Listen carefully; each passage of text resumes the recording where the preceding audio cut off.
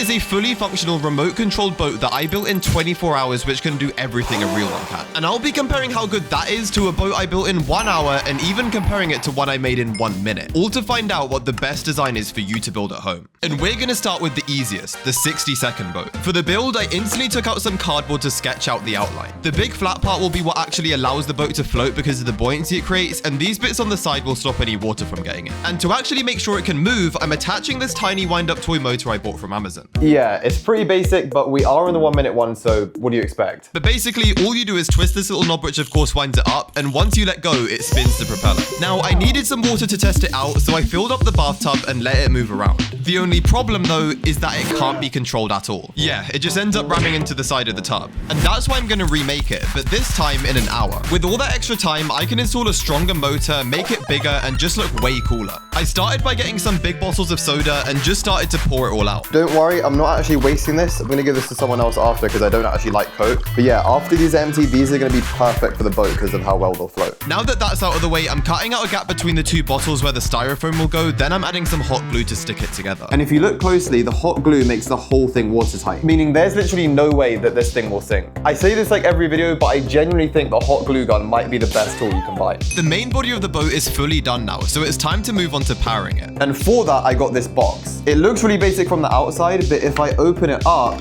there's loads of slots for batteries to go. And when those go in there, they can connect to this motor here, which will spin the propeller, which will then move the boat. And on the outside of the battery, there's an on and off switch, meaning I can turn it off whenever I want. I think it's pretty cool. Next, I'm attaching the motor onto the boat. If you remember my sketch earlier, it needs to be pointing downwards so the propeller goes into the water. So I'm cutting off some styrofoam at an angle so it's positioned correctly. But before I glue it on, I need to actually attach the propeller onto it. Luckily, when I ordered these pieces, I got a kit which all fits together perfectly. So let me just screw that all together real quick. So it's time to test if this propeller will move around. So first, I'm gonna get my battery pack. Then I'm gonna connect these wires like this. And now for the moment of truth. When I turn this on, the propeller should spin. So let's get a countdown. 3, 2, 1. What? If you remember earlier, I said that this box needs batteries inside to work, and the ones in my house are all out of charge, so I got in my car and drove to the supermarket to buy some. AA batteries.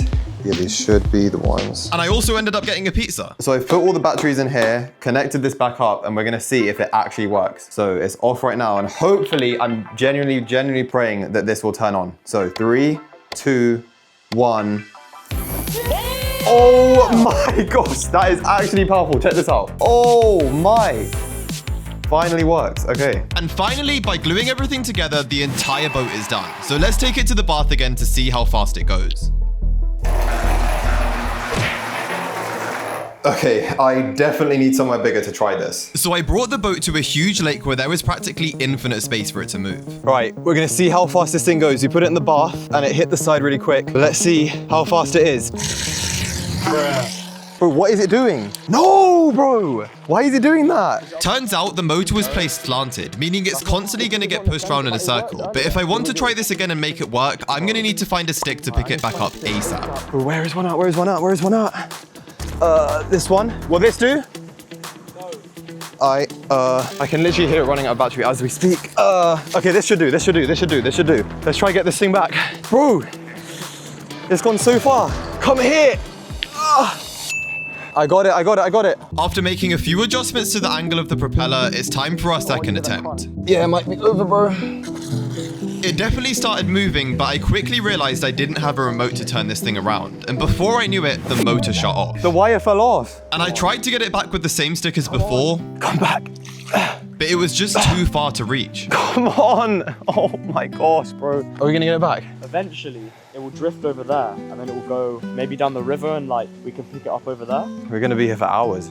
The more time we spent talking about it though, the further the boat floated away. But out of nowhere, my friend gave a crazy idea. What if we just come get the boat with your final boat and like rescue it from the water? Yo, that's actually a good idea. Yeah, I mean, it probably will still be here. So the plan is I'm gonna remake the boat in 24 hours with a way more powerful motor, steering controls, and a live camera system so I can see exactly where I'm going to rescue the last boat. But yeah, this is basically the 1 hour one, but on steroids. You'll see why it will take a whole day. But the first step is actually to get the electronics, which of course I I had to buy. Yeah, there is a long list of stuff right here, and the total is quite high, but I think it's going to be worth it if it all goes to plan. But whilst we wait for that to be delivered, we can start building the base of the boat. So far, we've only used cardboard and bottles, but I think it's time we use an even better material, which is styrofoam. It's made of 97% air, which makes it float on water effortlessly, and it's even waterproof, meaning all my electronics will stay dry. I've cut out all the pieces that will make the shape, so I'm just using the glue gun to stick it all together. Also, something I've learned from my last videos is making sure the build is strong enough. So to reinforce it, I'm sticking this bendy material called balsa wood to the bottom of it so it doesn't just split in half if it hits the wall. In my opinion, this is already looking a lot more promising than the 1 hour boat, and we're not even close to how crazy it will be. Anyways, the delivery guy finally came with the electronics, and there are a ton, so we can finally move on to the fun part, which is setting up the camera on the boat, which will basically just let me see exactly what the boat sees whilst I sail it. So the first part we're using to make this system is this mini FPV camera. If I just open it up, as you can see, there is a tiny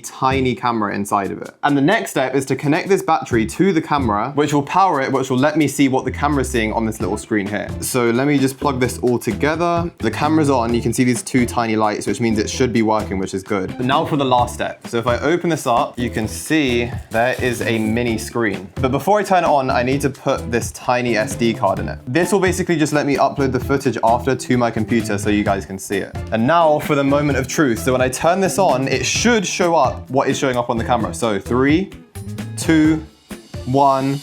Oh my gosh. Oh my gosh. You can see exactly what I'm seeing on the camera. Look at this. I could literally leave the room right now and you'd be seeing what this camera sees whilst I'm in another room. I did exactly that, and it worked perfectly. It showed my POV with basically no lag without any Bluetooth or Wi-Fi. It's basically just like playing a game on a controller, but in real life. And it's not even on the boat yet, and this is the coolest thing I've used in a video. I'm pretty sure that works perfectly. I'm genuinely surprised how well this thing works. Like, look at this. This tiny camera is broadcasting onto here. Now that that's working, we can install the electric components into the boat. The first ones that need installing are the propeller and the motor, which I secured in place with zip ties. It basically just spins around to make the boat move, but it's so powerful it literally blows stuff away on the table. Now we can make the steering, which is controlled by a metal rudder. And if you're wondering how it's going to move, it's going to connect to this servo using a wire which will steer it left and right. And lastly, for the electronics, I'm adding in the ESC battery and receiver and covering them with balloons to keep them waterproof. All right, all the electrics are inside the boat, so it's time to see if this works. So hopefully it will move. You ready? 3,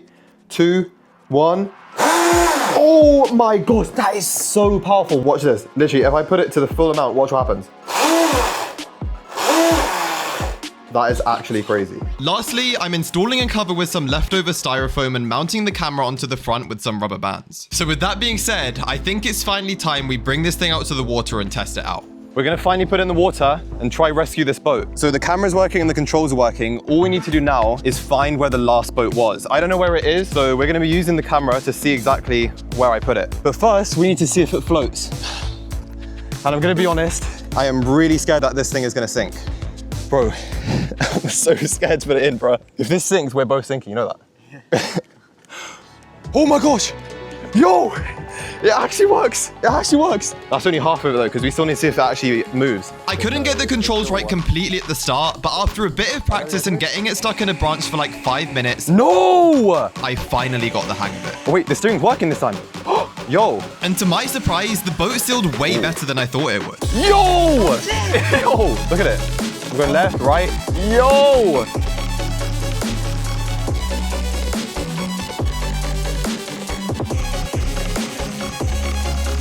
Until...